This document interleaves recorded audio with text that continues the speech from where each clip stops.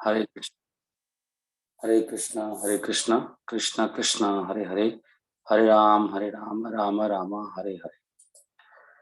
तो इस श्लोक पर जो लेक्चर है that we are now reading, ये श्लोक तो वही है। यदा संहर्ते चायम कुर्मो अंगानि सर्वशः इंद्रियाणि इंद्रियार्थेभ्यः तस्य प्रज्ञा प्रतिष्ठिता। तो श्रील प्रभुपाद कह रहे हैं कि हमें कैसे पता लगेगा कि हम शुद्ध चेतना में स्थित हैं। अब ये सारे शब्द मैं नहीं बोल रहा हूँ, अभी जो भी कुछ बोल रहे हैं श्रील प्रभुपाद बोल रहे हैं, आप ऐसे समझना। ठीक है, बस मेरा मुख है लेकिन प्रभुपाद जी बोल रहे हैं। तो केवल कल्पना करना कि मैं शुद्ध चेतना में हूं, इससे क्या पता लग जाएगा? नहीं, उसके लक्षण होने चाहिए। लक्षण से प्रमाण मिलता है। जैसे कि कोई रोगी है और उसका इलाज हो रहा है, उसका मतलब है कि उसका बुखार कम होगा। उदाहरण के लिए अभी हम अपने आप को भौतिक धारणा से अलग कर रहे हैं। जैसे हम सुनते हैं हम शरीर नहीं है, आत्मा है। कृपा जी वही कह रहे हैं, मैं आत्मा हूँ। और तो आत्मा का लक्षण क्या है? हमारे अंदर जो चेतना है उससे पता लगता है कि मैं आत्मा हूँ। चेतना कहाँ से आ रही है? पत्थर में चेतना नहीं है, हमारे अंदर है, तो वो आत्मा का लक्षण है। और मुझे शुद्ध चेतना में स्थित होना है। उसका मतलब है कि मुझे अपने आप को जो परम चेतना है, भगवान मतलब उनके हिसाब से ढालना है अपने आप को, उनके अनुकूल। जैसे कल बात हो रही थी अनुकूलस्य, उनके अनुकूल करना है। That is the whole programme, यही सारा प्रोग्राम है। अब कैसे इस कार्यक्रम को आगे बढ़ाना है वो तीसरे चैप्टर में उसकी चर्चा होगी। तीसरे चैप्टर कर्मयोग है ना, तो उसमें बताएंगे प्रैक्टिकली कैसे करना है। एंड सम वे और अदर किसी न किसी तरीके से हम वो सारे जो पॉइंट्स हैं अभी चर्चा कर रहे हैं। और यहाँ पर इस चैप्टर में फॉर्मूला दिए गए हैं, फिर आगे चैप्टर में खोल खोल के बताया जाएगा कैसे कर्म करने हैं। नहीं, तीसरे चैप्टर आपको याद है, उसमें बहुत कुछ दिया हुआ है। कर्म कैसे करना है, काम क्या है, काम को कैसे जीतना है, क्यों पाप करते हैं हम, सब सब चीजें हैं। Just now we are engage in second chapter. जैसे कि हम अभी दूसरा अध्याय पढ़ रहे हैं, तो यहाँ पर जो भी इस चैप्टर में टॉपिक्स हैं, मेरा मतलब कि जो जिस व्यक्ति ने आत्म साक्षात्कार कर लिया है वो शुद्ध चेतना में स्थित रहता है। उसका कैसे पता लगेगा? उसका जो व्यवहार से पता लगेगा। व्यवहार कैसा है? यस, वासुदेव भगवती। पूरी बात क्या है कि वैराग्य, वैराग का मतलब है कि चीजों से अलग होना, कि मैं आत्मा हूं और किसी न किस तरीके से मेरा संबंध इस पदार्थ के साथ हो गया। जैसे कि हमारी आत्मा भी इस शरीर में फंसी हुई है ना, तो दैट इज माई ट्रेवल। यही मुझे समस्या का कारण जो मुख्य है वो है कि मेरा पदार्थ के साथ संग होना, ये एक समस्या का कारण है। इसी एक महत्वपूर्ण पॉइंट है नोट करने वाला। ऐसे फॉर्मूला होते हैं कि मेरी समस्या का कारण है जब मैं भौतिक संग करता हूँ, उसी से समस्या आती है।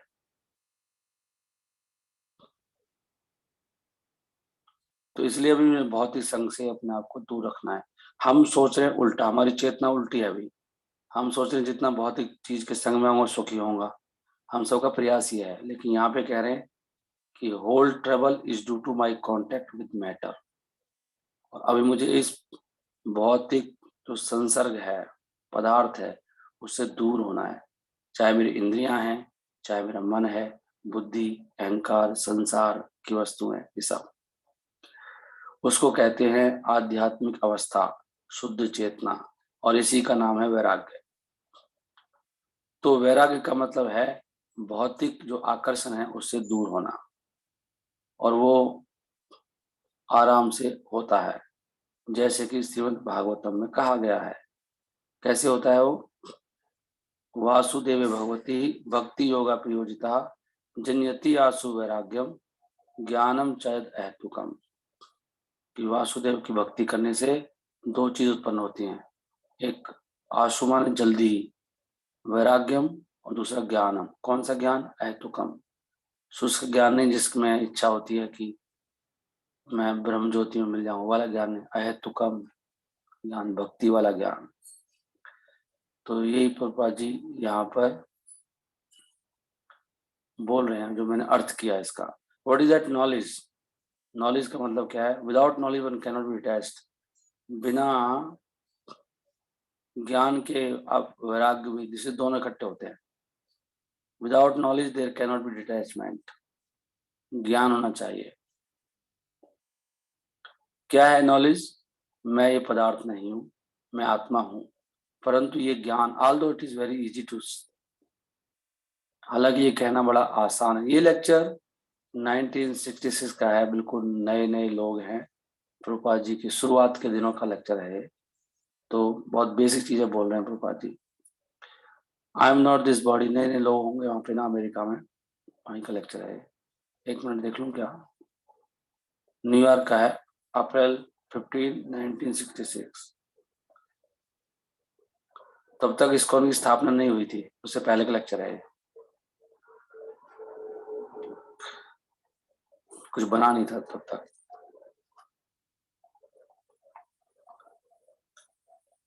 But actually to have perfect knowledge, that is a great job. कहना आसान है, लेकिन मैं वास्तव में आत्मा हूँ, ये बहुत बड़ा काम है। ये इतना आसान नहीं है। उस परम ज्ञान को प्राप्त करने के लिए बहुत सारे लोग, मेरा मतलब जो योगी हैं, वो जन्म जन्मांतर तक प्रयास कर रहे हैं, करते हैं वैराग्य लेने के लिए। परंतु आसान तरीका है, यदि कोई भगवान की भक्ति में लग जाए तो आसान रहता है। तो इससे ये पता लगता है अभी हमारे लिए कि हमारा वैराग्य नहीं हो रहा है। इसका मतलब हम भक्ति नहीं कर रहे। भक्ति के नाम पे हम भी ज्ञानी, ज्ञान योग, कर्म योग, ध्यान योग, कुछ ना कुछ ऐसा कर रहे होंगे। नहीं तो भक्ति में तो बहुत आसान बता रहे हैं। भक्ति इसलिए हमारी वो अनन्य भक्ति नहीं होती ना। मतलब भक्ति का पहला फार्मूला क्या है? हम किसी के शरणागत नहीं है, आश्रय नहीं लिया हुआ, किसी का कहना नहीं मानते हम लोग। वो भक्ति का पहला स्टेप है। भक्ति के वाले व्यक्ति को ये इजी होता है। हमारे ग्रुप में भी कई ऐसे भक्त हैं जिनको इजी हो रहा है, और जो भक्ति में बिल्कुल वैराग्य को प्राप्त भी कर रहे हैं, जो कहना मानते हैं। और जो कहना नहीं मानते हैं उनको नहीं होगा, क्योंकि वो कह रहे हैं उनको कई जन्म लगेंगे। They are trying life after life. वो अलग मार्ग में है। भक्ति का खाली एक पोशाक पहना है, लेकिन भक्ति में नहीं है, ये समझना चाहिए। भक्ति वाले को इजी होता है। That is the formula given in Shrimad Bhagavatam. Vasudev Bhagwati, Vasudev Bhagwati. Vasudev कौन है? कृष्णा है। भक्ति योग का अर्थ क्या है?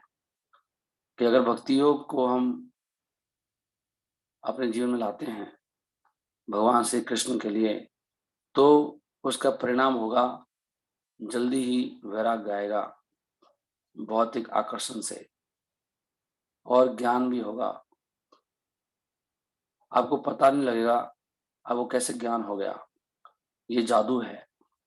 देख रहे हैं आप? ज्ञान अंदर से उत्पन्न होता है, दिमाग लगाने से नहीं होता। क्योंकि तुम्हें कैसे ज्ञान मिला, कैसे ज्ञान मिलेगा, वो भी भगवद गीता में बताया गया। कृपा जी बता रहे हैं। तो ऑल दिस वैदिक स्क्रिप्चर्स, ये सारे जो ग्रंथ हैं, ये आपस में इनका संबंध है। वो आपस में विरोधाभास नहीं है। कोई कहता है कि हमें तो वैदिक साहित्य में कुछ विरोधाभास मिलता है, वहां पे कुछ कहा गया है, वहां पे कुछ और, ऐसा कुछ नहीं है।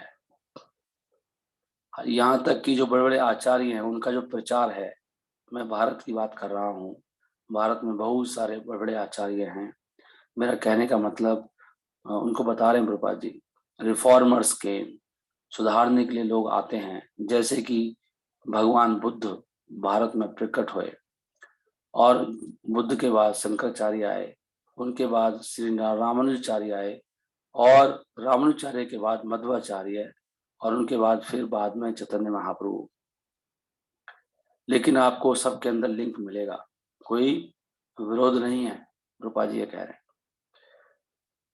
यद्यपि ऊपर से ऐसे लगेगा कि बुद्ध तो कुछ और बोल रहे हैं, शंकराचार्य के विपरीत बोल रहे हैं और रामानुजाचार्य जो हैं वो शंकराचार्य के विपरीत बोल रहे हैं, लेकिन वास्तव में कोई विरोध नहीं है। प्रश्न ये है अध्ययन करने का कि वो किस तरह से एक रास्ता बना रहे हैं सब लोग, एक अंतिम जो आध्यात्मिक साक्षात्कार को प्राप्त करने के लिए, और उसके लिए कुछ ज्ञान चाहिए कि वो कैसे कैसे रास्ता स्टेप बाय स्टेप सीढ़ियां बना रहे हैं हमारे लिए। एक व्यक्ति ने इतना किया, उसने फिर इतना किया, उसने इतना किया, हमें लग रहा विरोधाभास है, लेकिन वास्तव में वो रास्ता बना रहे हैं समय परिस्थिति के हिसाब से। जैसे कि बुद्ध का क्या ज्ञान है, भगवान बुद्ध की टीचिंग है, वो कहते हैं बुद्ध भगवान कि पदार्थ से दूर हो जाओ, निर्वाण निर्वाण की बात करते हैं, परंतु वो आत्मा के बारे में कोई बात नहीं करते, क्योंकि स्थिति जिस समय वो बोल रहे थे उस समय क्या था, स्थिति क्या थी कि वो स्थिति थी नहीं कि लोग आत्मा को समझ सकें। ऐसे उस समय परिस्थितियां थी, लोग इस प्रकार के थे, इसलिए उन्होंने आत्मा के बारे में कुछ नहीं कहा। उन्होंने केवल अहिंसा के बारे में प्रचार किया। जहां तक हमारे शरीर का संबंध है, उन्होंने जोर दिया कि हमको अहिंसावादी होना चाहिए और हमको पशुओं की हत्या नहीं करनी चाहिए, ये उनका प्रचार था। तो उन्होंने जितना लोग समझ सकते थे उस समय जो परिस्थिति थी उतना बताया। उसी प्रकार शंकर, वो थोड़ा सा बुद्ध से ज्यादा बताया। उन्होंने कहा नहीं नहीं, पदार्थ ही सब कुछ नहीं है, असली चीज तो आत्मा है, पदार्थ तो सब माया है, ब्रह्म सत्यम जगत मिथ्या। अब did not say about the activity of spiritual life.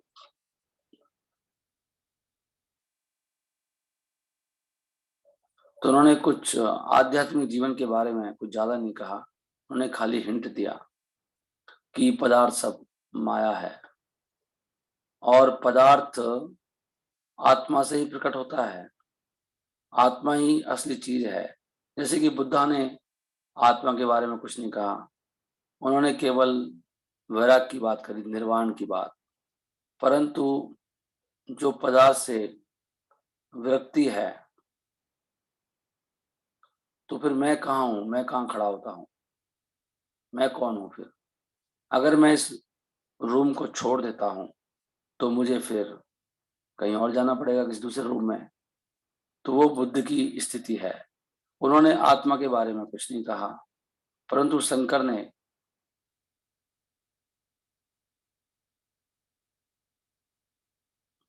Shankaracharya ने क्या कहा, नहीं, पदार्थ तो सब नकली चीज है, असली चीज आत्मा है। तो उन्होंने फिर ये नहीं बोला लेकिन आत्मा है, लेकिन आत्मा के कार्य क्या है उसके बारे में नहीं बताया, आत्मा को करना क्या है, भक्ति के बारे में कोई बात नहीं करी शंकराचार्य ने। फिर रामानुजाचार्य आए और उन्होंने आध्यात्मिक जीवन की असली स्थिति को वर्णन किया। तो इस तरह से धीरे धीरे विकास हुआ। मेरा कहने का मतलब है कि भगवान जीसस भी, जो जीसस आचार्य हैं, जीसस क्राइस्ट, उन्होंने भी आध्यात्मिक जीवन के बारे में थोड़े से ही बस इशारा किया कि भगवान का राज्य है, धाम है। तो जब हम भगवान के राज्य की बात करते हैं तो राज खाली तो होगा नहीं, राज्य का मतलब है वहां पे कुछ कार्य होंगे, वरना राज्य का मतलब क्या है? तो उन्होंने कोई ज्यादा डिटेल नहीं बताई राज्य के बारे में। भगवान का धाम है, राज्य है, लोक है, पर उन्होंने थोड़ा संकेत कर दिया कि भाई भगवान का साम्राज्य है। तो इस प्रकार धीरे धीरे जहाँ तक मनुष्य का संबंध है, ऐसे विकास होता है, जैसी स्थिति होती है। तो सारा प्रोसेस क्या है, जैसे कि भगवान श्री कृष्ण गीता में कहते हैं कि जब जब धर्म की हानि होती है, हे भरतवंशी, और जब अधर्म बढ़ता है, तब मैं आता हूँ, तब मैं अवतार लेता हूँ। तो सारा भौतिक वातावरण सब चल रहा है, एक कार्यक्रम है, एक योजना है। योजना क्या है? जैसे ही जीव का विकास होता है धीरे धीरे, और वो फिर मनुष्य योनि में आता है, तो उसको अपनी स्थिति समझनी होती है। सारा प्रोग्राम क्या है कि प्रकृति तो काम कर रही है भगवान के अनुसार, तो भगवान का योजना क्या है? तो भगवान का योजना है कि सारे जीव जो भी हम देखते हैं, सर्व योनिषु कौन्तेय संभवन्ति मूर्तिहाय। तो 14वें अध्याय का श्लोक है कि ये समझना चाहिए कि सभी का जन्म इस प्रकृति में हो रहा है, प्रकृति के द्वारा। मतलब हमारा शरीर प्रकृति का बना हुआ है, लेकिन बीज देने वाले पिता कौन है? अहम बीज पिता। भगवान कह रहे मैं हूं बीज देने वाला पिता। सबके पिता कौन है? कृष्ण। लेकिन जन्म कैसे होता है? माता कौन है? प्रकृति। प्रकृति का शरीर बना हुआ है। तो भगवान कहते हैं जो भी जीव हैं, आप देख रहे हो अपने सामने, सब मुझसे उत्पन्न हुए हैं, सब मेरे अंश हैं। अहम बीज पिता। तो भगवान श्री कृष्ण वो सबके पिता हैं, और वो नहीं चाहते कि उनके पुत्र किसी तरह की बिना अननेसेसरी अनावश्यक कष्ट भोगें। उनको अच्छा नहीं लगता कि हम कष्ट भोग रहे हैं। क्यों? क्योंकि हम भगवान के पुत्र हैं। भगवान की स्थिति क्या है? भगवान सर्वशक्तिमान हैं, उनके पास सर्व ऐश्वर्य हैं, और भगवान सर्व सुंदर हैं, सर्व ज्ञान है उनके पास, हर चीज में भगवान पूर्ण है। यही भगवान की अवधारणा है। अब हम भगवान के पुत्र हैं यदि हम, तो हम एक बहुत बड़े धनी व्यक्ति के पुत्र हैं, तो हमको कष्ट क्यों भोगना चाहिए? हमको कष्ट नहीं भोगना चाहिए, परंतु किसी न किसी तरह हमारा संपर्क माया के साथ हो गया, पदार्थ के साथ, और इसलिए हम कष्ट भोग रहे हैं। हम कष्ट भोग रहे हैं, और ये जो कष्ट है, हम इसके इतने आदी हो चुके हैं कि हमने सोच लिया है कि कष्ट तो सब, ये तो स्वाभाविक ही है, कोई बात नहीं, कष्ट हो रहा है तो कोई प्रॉब्लम नहीं है, चलता है। जैसे सभी लोग कहते हैं कि मृत्यु तो स्वाभाविक है, ये तो नेचुरल है। सब लोग कहते हैं ना ये तो साइकिल है जी, बूढ़ा होना।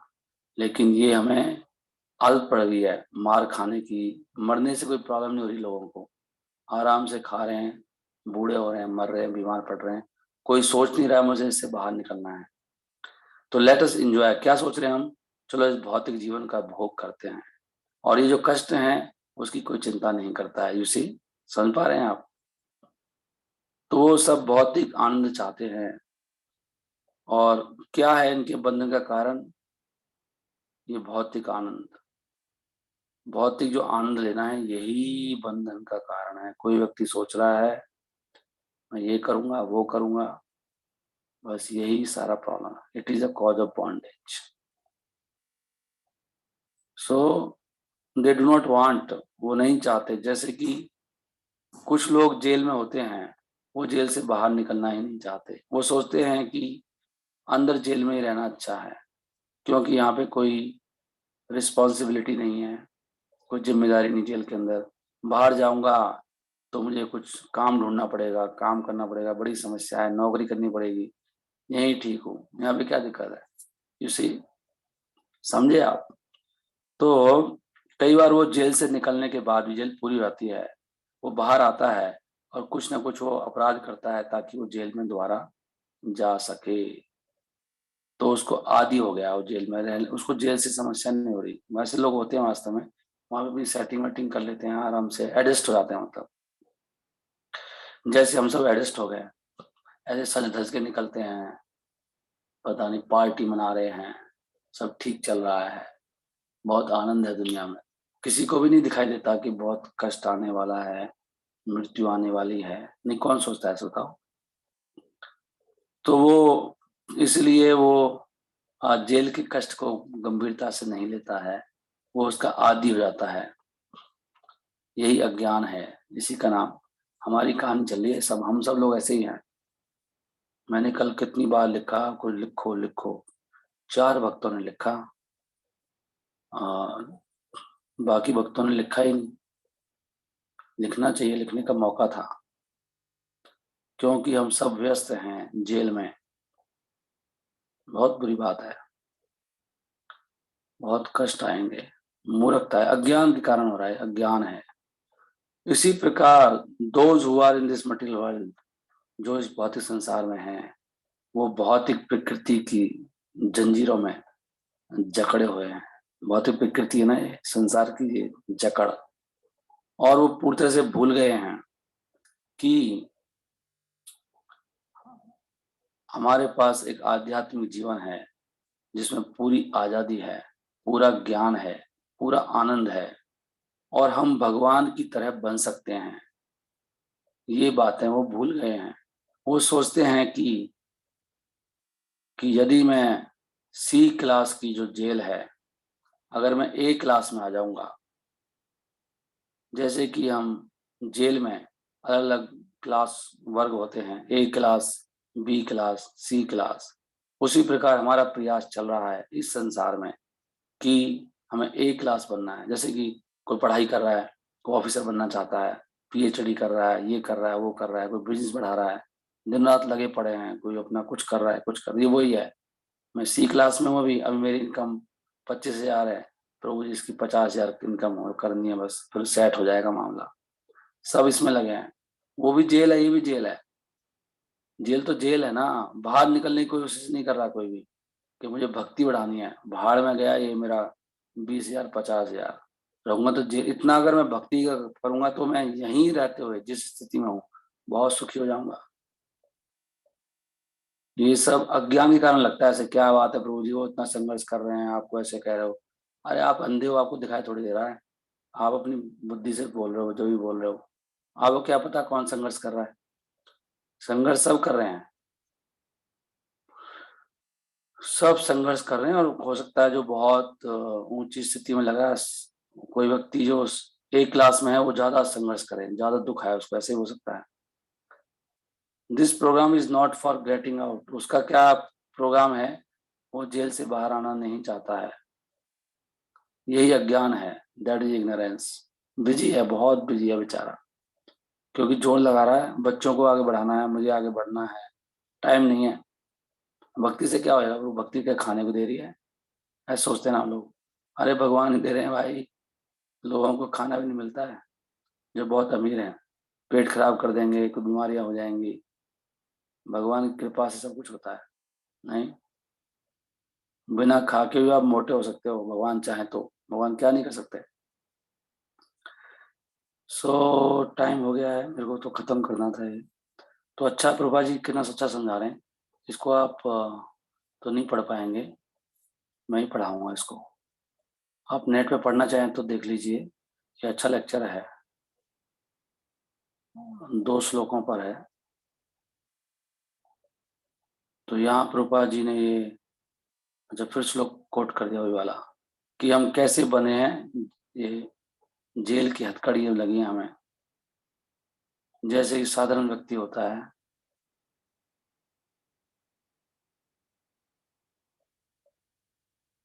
प्रभुपाद जी कह रहे हैं कि मैं जेल में गया हूँ कुछ लेक्चर देने के लिए, मुझे मौका मिला नई दिल्ली में। तो मैंने कई जेल कैदियों को देखा है, और उनको पूरी आयरन की वो हथकड़ियां लगी होती हैं, पूरी पहन रखी चेन्स। इसलिए हमें भी पूरा बांध के रखा हुआ है। वो चेन क्या है, ये चेन है, जंजीर क्या है, भौतिक भोग। समझ रहे हो आप। हमें लगता है अरे वाह, आज तो भौतिक भोग मिल गया, आनंद आ गया, कितने दिनों से मैं शादी करना चाहता था, अभी बहुत रोजी हो गई, एंगेजमेंट हो गई, बस चेन लगाई जा रही, चेन। अगर कोई ऐसे सोच रहा है शादी के बाद बड़ा सुख आएगा, शादी तो एक यज्ञ है। शादी वास्तव में इसलिए बनाई गई है, कोई व्यक्ति बहुत अनकंट्रोल हो रहा है, उसको रोकने के लिए।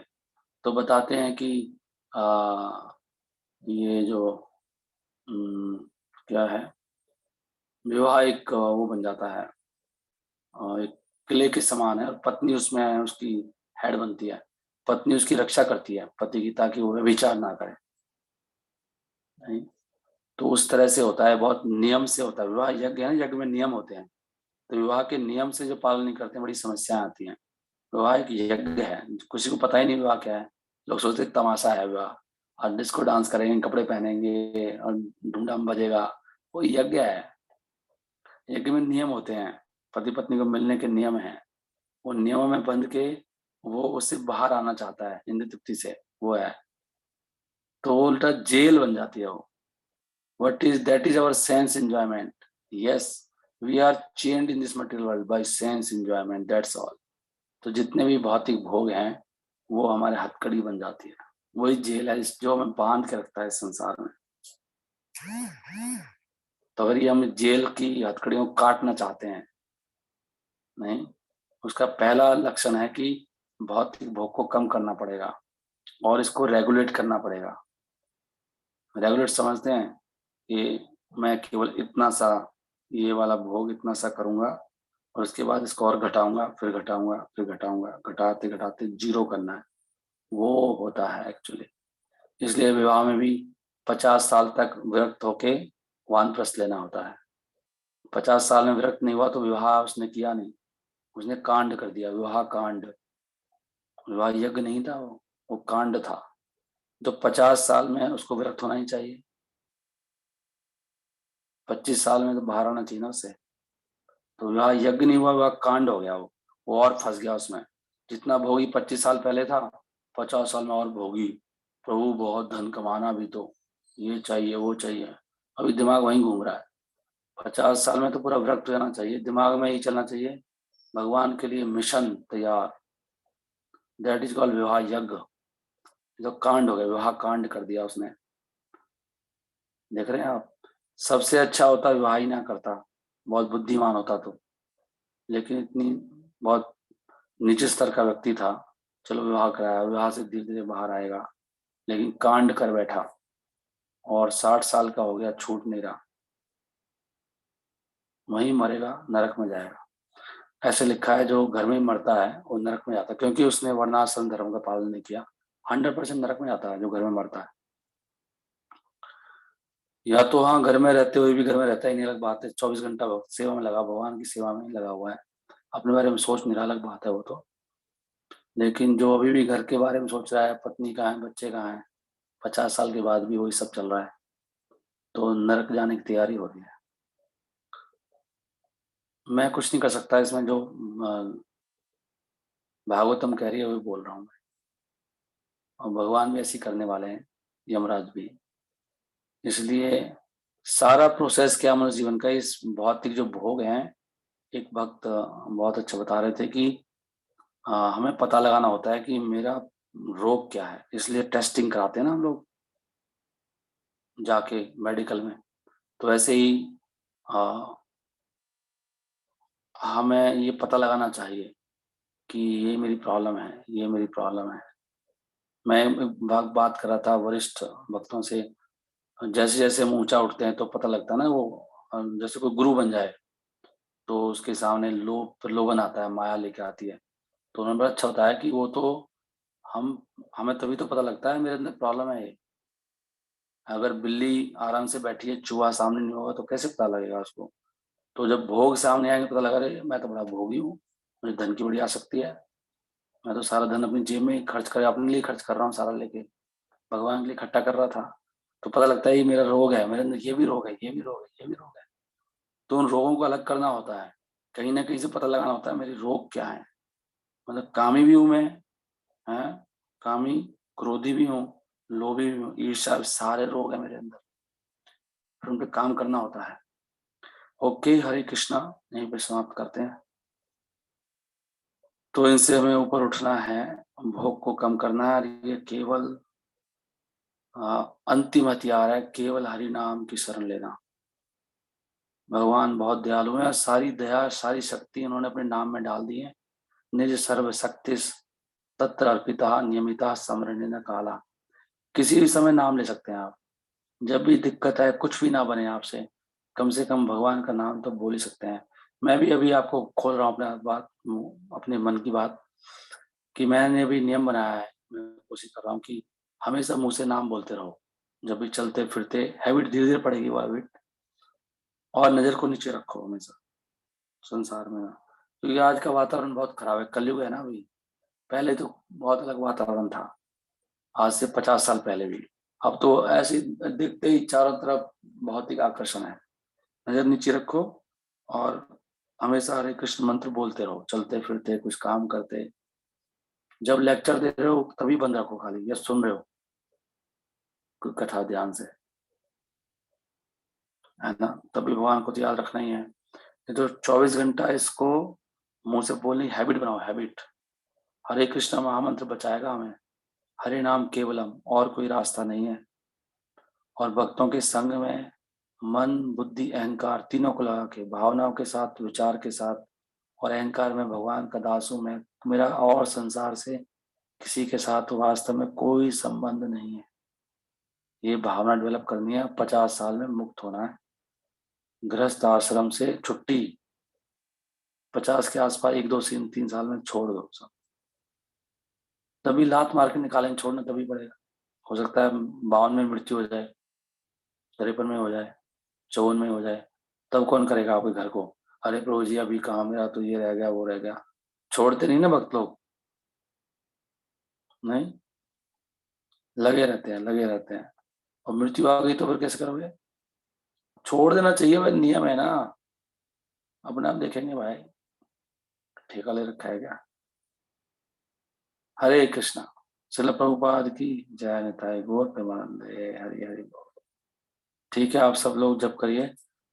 मंडे को ज्यादातर लोग कम आते हैं, संडे को बहुत भोग करना होता है सबको, तो संडे को भोग करेंगे तो सुबह उठ नहीं पाएंगे। यही सत्य है। हरे कृष्णा।